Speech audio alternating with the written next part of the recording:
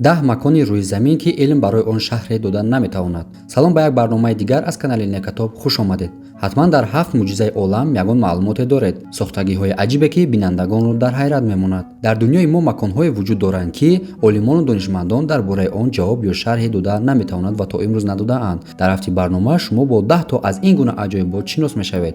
Аз деҳае ки сокинонаш ба шакли аҷиб мехобанд то тӯфони аҷиби раъду барқ дар Венесуэла.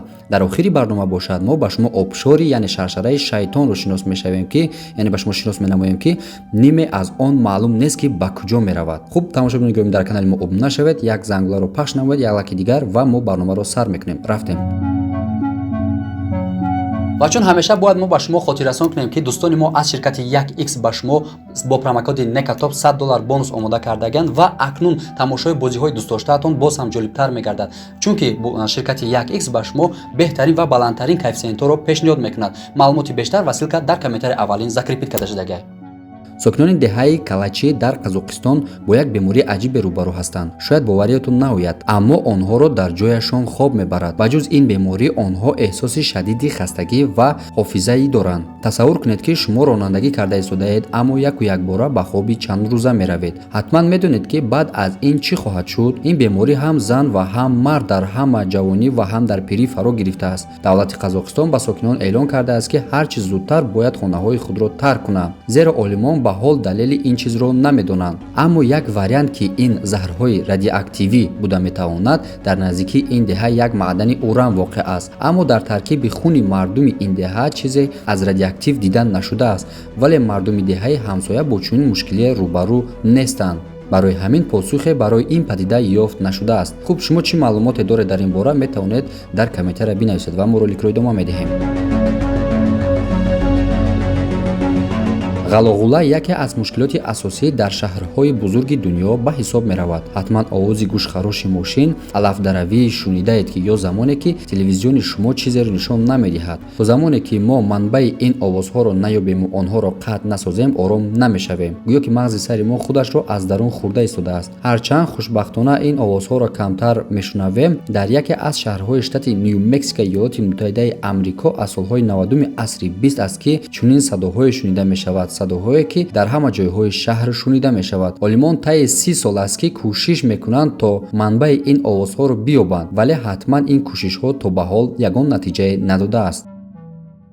дар ҷануби африқо дар кишвари Намибия доираҳои аҷибе ташкил мешаванд ки ба номи ҳалқаҳои афсонавӣ машҳуранд. то ҳол касе натавонистааст далели пайдоиши ин доираҳоро шарҳ диҳанд. ҳалқаҳое ки дар болои сабзаҳо ташкил шудааст, аз ҳамдигар бо тартиб фосилаи якхела доранд. диаметри он давраҳо аз 3 метр то ба 20 метр мерасад. олимон бо вуҷуди солҳои таҳқиқ натавонистанд далели шакли ин доираҳоро биёбанд. ин ки чаро маҳз шакли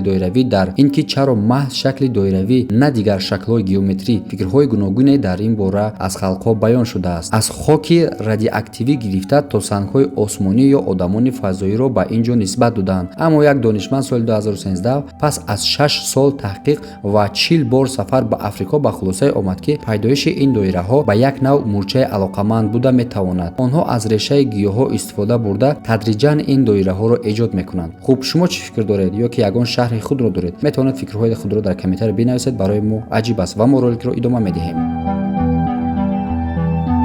дар ҷангалҳои боронии Амазон дар кишвари Перу дарёчае вуҷуд дорад ки аз шиддати гармо обаш ба ҷӯшидан омадааст. мардуми маҳаллӣ ба он дарёи ҷӯшида аз нури офтоб ном додаанд. ҳайвоноте ки ба дохили ин дарёча биафтанд дар муддати якчанд сония ба ҳалокат мерасанд. ҳарорати миёнаи ин дарёча ба 91 градус селсия баробар аст. одатан баҳрҳое ки дар канори вулқонҳо бошад ин гуна гарм мешаванд, вале ин дарёча бо вулқон 700 километр дурӣ дорад. ин чизест ки олимон то ба ҳол чизе дар бораи он нагуфтаанд.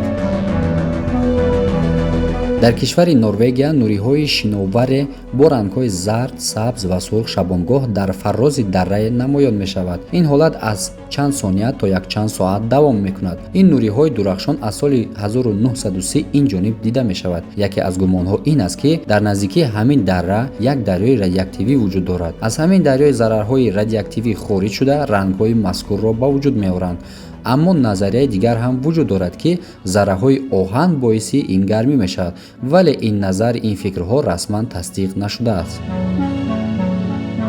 як тӯфони аз раду барқ дар қисмати ғарбии венесуэла вуҷуд дорад ки ҳеҷ гоҳ тамом намешавад. Раду барқе ки ҳама рӯза аз соати 7 бегоҳ шурӯъ шуда 10 соат идома меёбад. ин ҳодиса ҳар рӯз такрор мешавад. ин як рӯйдодест ки касе ҷавоби аниқе барои он надодааст. яке аз назарияҳои ин вуҷуди уран аст. назарияи дигар ин аст ки кӯҳи Анд бо бодҳои гарму сард бармехӯрад ва бо иштироки гази метан ин падида ба амал меояд. соли 2010 бори ин раду барқ тамом шуда буд ва ҳама фикр мекард ки дигар шурӯъ нахоҳад шуд, аммо баъди 6 ҳафта дубора шурӯъ шуд ва то имрӯз идома дорад. дар ҷанубу шарқии Руминия як ғоре бо номи Мовел вуҷуд дорад ки 5 миллион сол аст ки ба он нури офтоб нарасидааст. коргарони ин ғорро иттифоқан ёфтаанд. ғоре ки то ба ҳоло яке аз аҷибтарин маконҳои дунё ба ҳисоб меравад. дар ин ғор дарачае аз сулфур вуҷуд дорад. ҳавои дохили ин ғор нисбати берун 100 баробар олудатар аст. аммо аҷибтараш ин аст ки бо вуҷуди ин олудагӣ дар ғори мазкур экосистема вуҷуд дорад, яъне дар ин ғор мавҷудоти гуногун зиндагӣ мекунанд. олимон дар ин ғор зиёда аз 30 ҷонварро кашф карданд ки дар ягон ҷои дунё наметавон монанди онро дид. дар Италия дарахтони гелос вуҷуд доранд ки дар болои дарахтони тут рӯидаанд. ин дарахт мисли дигар дарахтон аст, аммо дар болои дарахти тут мисли кӯдак рушд кардааст. дар ҷойҳои гуногуни дунё растаниҳои паразит ё худ муфтхӯри дунёро ёфтан мумкин аст ки хурд ҳастанд. аммо ин дарахт тамоман фарқ дорад. мардуми маҳаллӣ мегӯянд ки як паррандаи донаеро ба болои дарахти тут партофтааст ва ҳамин дона боиси рушди ин дарахт шудааст. хуб намедонам ин назар то кадом дараҷа рост аст ё дурӯғ. шумо метавонед фикрҳои худро дар комментария бинависед ва мо давом медиҳем. дар иттиҳоди шӯравӣ иншооти атомӣ зиёде сохта шудаанд, вале қисми зиёди онҳо хатарнок ва ғайристандартӣ буданд. дар қафои яке аз ҳамин иншоот дар шаҳри Челябинск дарёчаи Карачай воқеъ шудааст. дар ин дарёча аз ҳар ҷои дигари дунё бештар зарраҳои радиоактивӣ дида мешавад, яъне доранд. ин дарё он қадар хатарнок аст ки агар касе дар назди он ҳаққалан 1 соат истад, дигар зинда намемонад. дар натиҷаи маводи радиоактивӣ то фосилаи 23 километр паҳн шуд. ин макон баъди 6 сол ҳанӯз ҳам хеле хатарнок ба ҳисоб меравад. дар штати Миннесотаи Иёлоти Муттаҳидаи Амрико дарёчае вуҷуд дорад ки бо номи дарёчаи шайтон машҳур аст. дарёчае ки ба ду шаршара тақсим мешавад. як қисми он ба чуқурии бепоён мерезад ва баъд аз 3 метр дар торикӣ нобуд мешавад. ин шаршара олимонро дар ҳайрат мондааст. онҳо рангҳои гуногунро ба дохили он чуқурӣ рехтаанд то аз ҳар ҷое ки барояд онро бинанд, аммо кӯшиши онҳо беҳуда буд. мумкин аст ки оби ин шаршара ба махлуқоти номаълум аз қувваи хориҷ аз табиат алоқамандӣ дошта бошад, вале ба таври аниқ касе то ҳол натавонистааст ин рӯйдодро шаҳр диҳад. салом дӯстони азиз, агар шумо хароб ҳастед, мехоҳед ки тез вазн гиред, шумо метавонед аз ана ин дору бо номи Самивайн истифода баред. ва агар шумо мӯи сар надоред ё ки риш надоред, метавонед аз ана ин дору истифода баред. инаксин беҳтарин дору аст, ҳама мисол истифода шумо мебарад солҳои дароз. ва агар шумо мисол мардонактон хоҳед ки ба қувват кунед, нами дору эпимедин паста барои шумост. ва агар хунукӣ дошта бошед, метавонед трибулсуна истифода баред. ва агар шумо хоҳед ки муҳлати ҳамхобагиро дароз кунед, френч ҳаматон уже медонед, реклама кардагем чанд бор, аз ин метавонед бо дили пур истифода баред. ва агар аз номи канали Некатоб шумо ба ҳамин ширкати Азия Маркет ҳамин рақамҳое ки дар экран мебинед занг занед, пурсед, ба шумо тахфифи калон мекунанд. дастрас кардан ба тамоми шаҳрҳои Россия ва инчунин Тоҷикистон ҳаст. метавонед ҳамин номеро қатъи ба дили пур занг занед.